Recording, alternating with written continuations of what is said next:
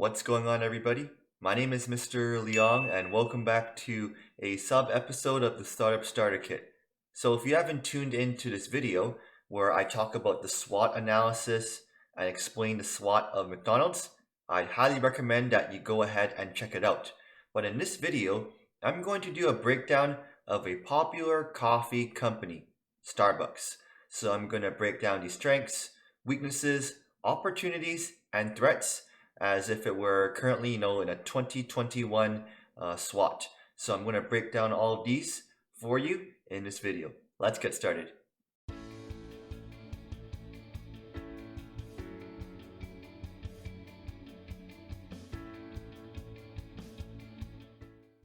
All right, so I'm just going to do a brief explanation of what a SWOT analysis is before we proceed, because maybe you haven't heard of this before. A SWOT analysis is used to identify a company's internal and external operating environments. So we look at what they do well, what they have struggles with, and where there are opportunities to grow. So we're trying to look at the environment, the operating environment of a business, and how we can get them to their goals and objectives. So this is a great planning tool. It's kind of like a reflection of what they're doing good and where they have some room to grow. So let's break down what Starbucks is all about. Now, if you haven't heard about Starbucks, it's kind of a chain of coffee houses, roastery reserves, and they have tens of thousands of stores around the world. They serve snacks, coffee beverages, caffeinated beverages, and some seasonal products as demanded, such as the famous pumpkin spice latte and pumpkin spice products. And you also have the Christmas and holiday line of products.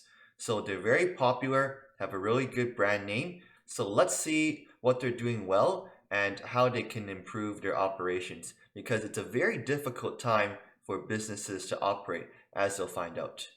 Here's what they do well. Starbucks has a great brand image. You see the logo and it's instantly recognizable. They have iconic logos, colors, and they represent the brand well. Starbucks is a great place to meet somebody or to network, to grab a cup of coffee, and their brand really encapsulates this relaxing feel and atmosphere.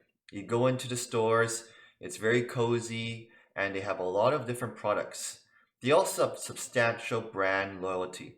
They have a really powerful and popular app which can help to encourage more consumption and purchases. They have a varying levels of kind of the amount of consumption you use, like gold and silver. And then the more you purchase from the apps in Starbucks, the more discounts and promotional items you get. So they tap into this app to really build a dedicated fan base of customers who enjoy the products. They also have a great worldwide presence. You can see Starbucks in multiple countries around the world, and their vast T-log or transportation and logistics supply chain means that they're able to get coffee around the world at a very low price because they try to minimize the amount of transportation costs. And I find that the quality of Starbucks products is pretty good. There are a few factors that contribute to a good product, but I find that Starbucks has a comprehensive staff morale plan, and they really try to train the staff well. They have dedicated staff, they can customize products well, and the overall product quality contributes to great financial performance. If you've seen Starbucks financials over the past few years, they look very good, and they have a lot of room to expand. All right, let's talk about the weaknesses of Starbucks. Now, their price point compared to other competitors is quite expensive, and this means that they're essentially, to an extent, pricing themselves out of the market. Now, a normal Starbucks drink, depending on what you get, can be anywhere between $3 to $5, depending on your size. Maybe if you get tea, it's a little bit cheaper. But if you're adding all these customizations like whipped cream or caramel, suddenly that drink is going to be quite expensive. And this is where Starbucks makes a lot of their money. But if you're buying a drink that's $5 or $7, you're probably not going to buy that drink every day. So this means that this is a premium product to an extent compared to McDonald's or Tim Hortons or Dunkin's Donuts. Because Starbucks is a premium product, which means that you're paying a premium price. So it's not readily accessible or something that the low to medium class or middle class would buy every day. So it's more of a premium product. I find that Starbucks also has a very limited product line and something that's not very well diversified. It's very hard for a Starbucks employee to upsell products because you go to McDonald's and you buy a coffee and you get a lot of other products as well because you get a hash brown or a muffin or a sandwich. But I don't think that Starbucks has a high quality of their other products where they can easily upsell. So an example would be breakfast. I think most people go to Starbucks, maybe they grab a drink, sometimes like a coffee, like snack, like a cookie or something. But I don't see many people getting Starbucks for breakfast. I know the lunch is a lot better in sandwiches, but they need to work on expanding their product line and ensuring that there's high quality in their other products as well. I actually like some of their sandwiches. That's pretty good, but some of their other stuff is kind of like sitting around and frozen as well. So they can definitely work on that. And another weakness of Starbucks is their recall, in that sometimes they generate other products like frappuccinos or mugs. And an example is they have a coffee press that they tried to sell, and it got recalled. So this can harm Starbucks' reputation. So they have to ensure the high quality because part of their brand image is that they have a premium price but also a premium product as well. They need to work on maintaining that consistent quality in the near and long term future. You know what? I think Starbucks has a lot of opportunities to grow. There's a lot of initiatives that they can pursue, and using their brand, image, and presence, they can really leverage that in terms of their growth. A main key example is to continue to develop a positive brand image through engaging in social issues and actions. An example being corporate social responsibility, the social impact, because Starbucks is a product-driven business, but how they interact with their stakeholders and their customers really contributes to their brand image. So I like it when Starbucks advertises or they make efforts to build positive relationships with people such as the farmers that grow their coffee beans, fair trade, and sort of these ethical actions. And when Starbucks conducts these actions, it really helps their brand out. A good example is in 2008, when the company was facing a lot of uncertainty in their financials and a lot of losses.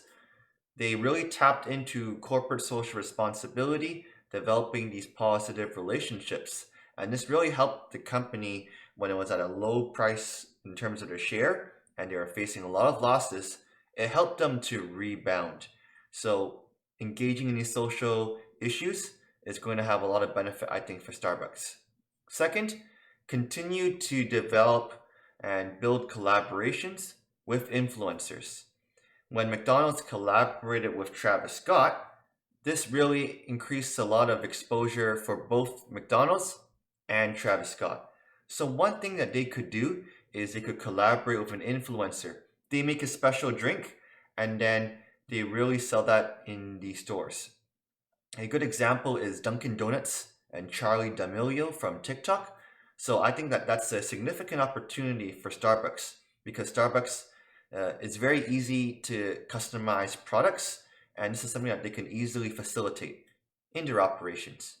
And two other opportunities for Starbucks to grow: expand their delivery menu and offerings, especially because they're in a pandemic, and tap into trends and emerging markets around the world where there are no Starbucks or that they could use their brand and enter a new market.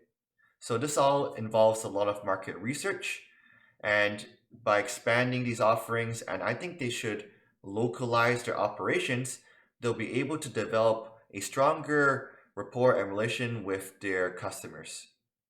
I think the Starbucks is too centralized in their operations, and they should allow their franchisees more power in their pricing, but also the products that they sell. By localizing some of the product offerings, I think that they can really make inroads into expanding their customer base. So these are a few opportunities for Starbucks to grow their revenues and their customer base.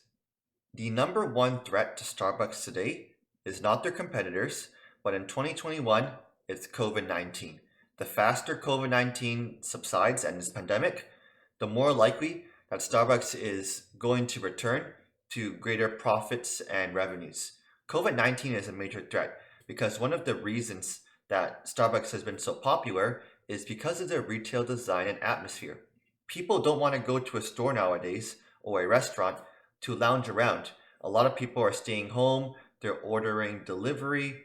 So COVID-19 is a big threat because you stay in Starbucks, you meet other people, then you order more food or more drinks. So the faster this subsides, it's going to be better for Starbucks. But the pandemic is something that Starbucks can't control.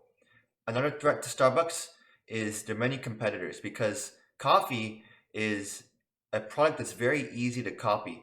And there's a lot of other places that have like drive-through coffee or smaller coffee places or even smaller niche stores. An example is where I live, there was a Starbucks store, and right across from it was kind of a very niche, very high quality coffee brand. It was like a kind of a local artisan company, and that company won. It ran the other Starbucks out of business. So when you have so many competitors selling a similar product and they can really tap into that niche clientele, this is going to mean that it's going to be very tough for Starbucks to compete, even though they have such a strong brand recognition. And I think that they need to really look at localizing some of their operations and tapping to local flavors. And finally, a big threat to Starbucks is the economy. Because for some, coffee is a luxury. They make coffee themselves, but they only go to Starbucks for special occasions. So when the economy subsides and it kind of decreases, this means that it's very challenging for people to buy Starbucks on a regular basis. So it kind of ebbs and flows along with the economy.